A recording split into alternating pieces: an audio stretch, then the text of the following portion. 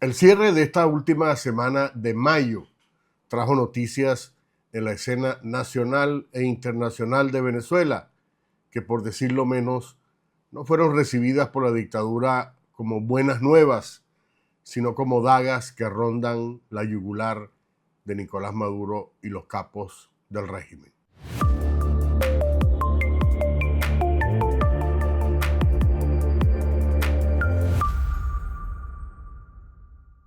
Los eventos estallaron desde varias direcciones, apuntando no solo serias debilidades, sino problemas que se vienen encima, quizá en las próximas semanas.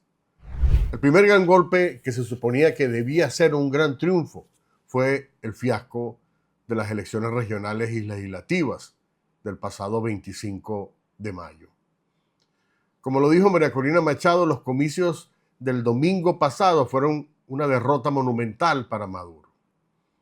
El fallido evento incluso estableció un récord digno de registrarse. Fueron las elecciones con la menor participación de votantes en toda la historia de Venezuela.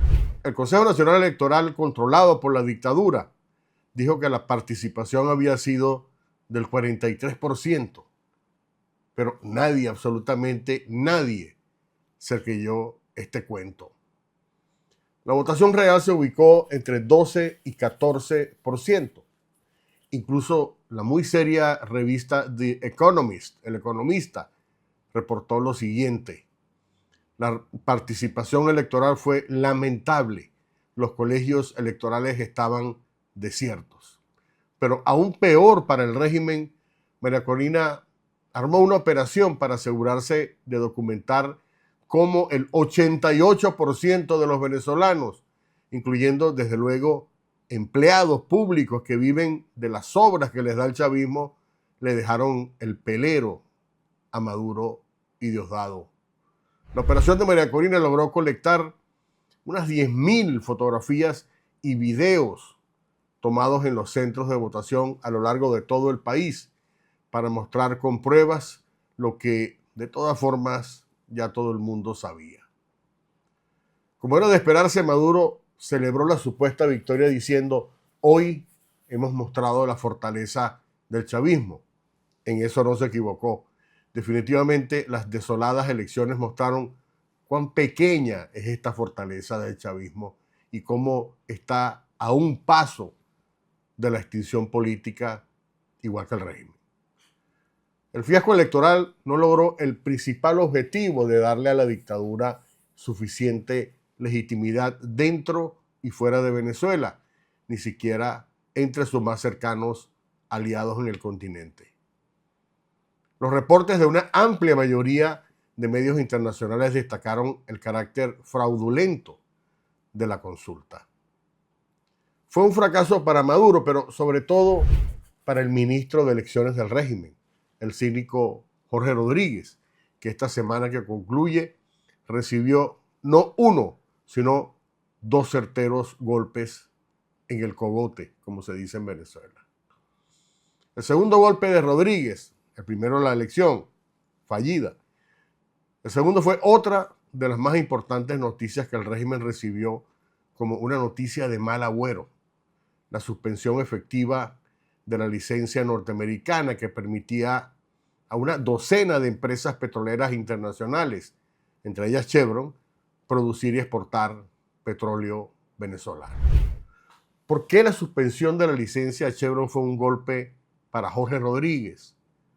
Hay una historia detrás que vale la pena contar. Resulta que mientras se acercaba la fecha final de la suspensión, que era el pasado martes 27, Jorgito le ofreció toda clase de compensaciones al enviado presidencial norteamericano Richard Grenell, incluyendo liberarle, como efectivamente lo hizo, un valioso prisionero de Estados Unidos, un militar retirado, para impulsar una extensión de la licencia.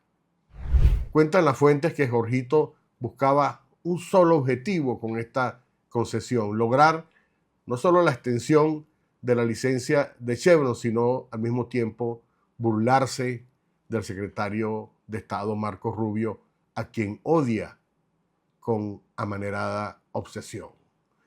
Hay quienes dicen que Jorgito tenía lista una botella de Prosecco italiano para celebrar la extensión que al final no se dio.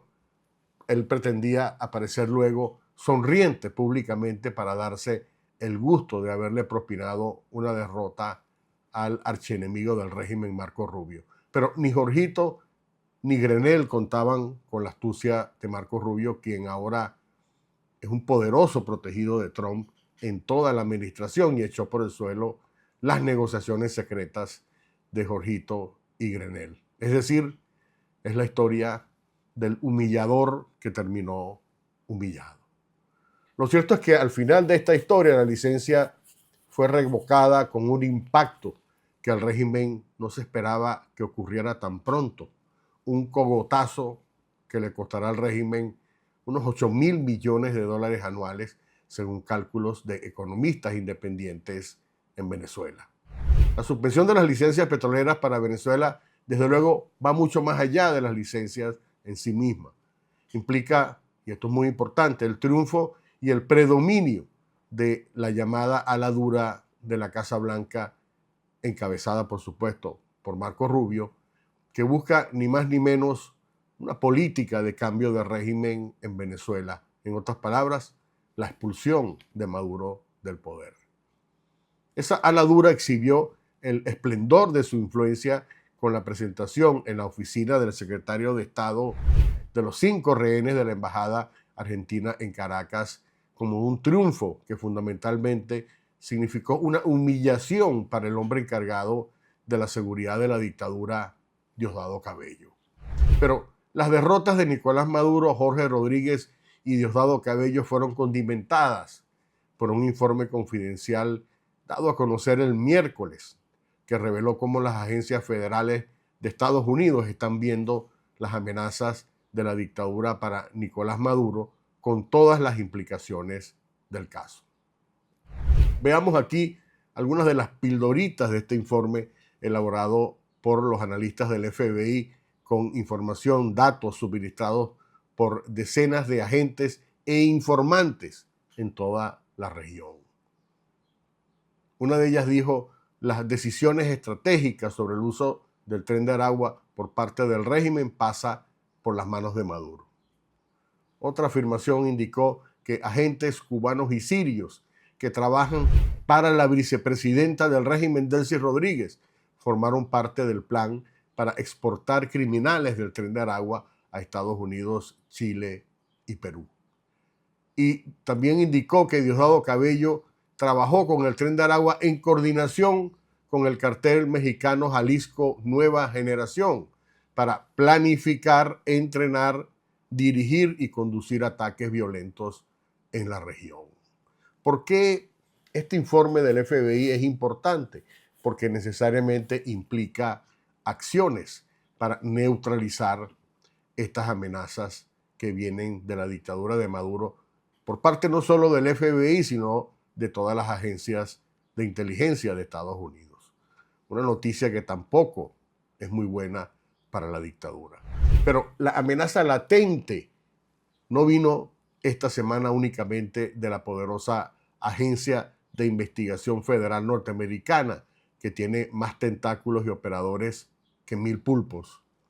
Los sabuesos de la inteligencia argentina entraron de lleno en el juego contra la dictadura, de una manera que tampoco los capos de Venezuela se lo esperaban. Después de la participación activa en la extracción de los rehenes opositores en la embajada argentina en Caracas, la inteligencia bajo el mando de Javier Milei y su implacable ministra de Seguridad, Patricia Bullrich, anunció otras 2 acciones contundentes esta semana, una de ellas, por cierto, otra vez de gran humillación para Diosdado Cabello. El pasado miércoles, el gobierno de Buenos Aires anunció que tras una operación secreta que tomó meses, los familiares del gendarme argentino secuestrado por la dictadura, Nahuel Gallo, habían sido extraídos exitosamente de territorio venezolano. Imagínense ustedes, 2 extracciones en menos de un mes. Así será el tamaño del boquete que le tienen abierto a la seguridad del régimen. Los familiares de Gallo, su esposa venezolana María Alexandra Gómez García y su hijo, que tiene la nacionalidad argentina, Víctor Benjamín Gallo, vivían en el estado Anzoátegui, en el oriente de Venezuela, y fueron trasladados de una forma secreta que nadie notara a Colombia antes de llegar sanos y salvos a territorio argentino. Pero por si esto no fuese suficiente, al día siguiente de ese anuncio se produjo otra bomba más desde Buenos Aires que dejó al régimen prácticamente con la boca abierta. En una operación de más de un año, en conjunto con el FBI y la Interpol, Fuerzas de Seguridad de Argentina, capturaron a 12 miembros de una célula del Tren de Aragua que operaba en el país sureño y que se entendía muy bien, por cierto, con la dictadura de Caracas. Los detenidos estaban implicados en el lavado de activos y el financiamiento del terrorismo. El jefe de la banda, Guillermo Boscán Bracho, alias El Gigi, era solicitado por delitos como homicidio, terrorismo, extorsión, tráfico de armas y asociación para delinquir, es decir, un angelito. Pero lo más interesante es que la captura del Gigi se produjo porque el FBI tenía rato siguiéndole la pista, como a muchos otros en varios países latinoamericanos, incluyendo, por cierto, los jefes del Tren de Aragua que aún viven protegidos por la dictadura en Venezuela. Se trata pues de una semana con muy malas noticias para la dictadura. Tan malas que, según fuentes de la dictadura, tanto Maduro como Diosdado han ordenado el refuerzo de su seguridad ante tanta amenaza desatada. Y todo esto sin contar con la revuelta interna que mantiene a muchos en el régimen con los ojos abiertos a medianoche. Hasta aquí mi comentario.